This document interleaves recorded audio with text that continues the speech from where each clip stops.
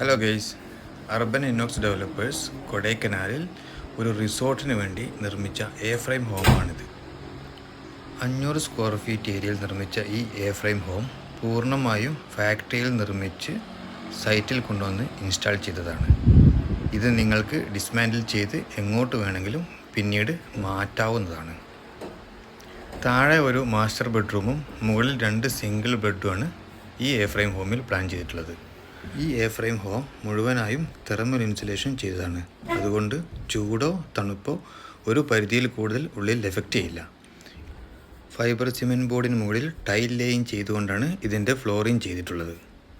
Strong ആയ concrete ഫൗണ്ടേഷനിൽ anchor bolting കൊടുത്താണ് ഈ ബിൽഡിങ്ങിനെ നിർത്തിയിരിക്കുന്നത്.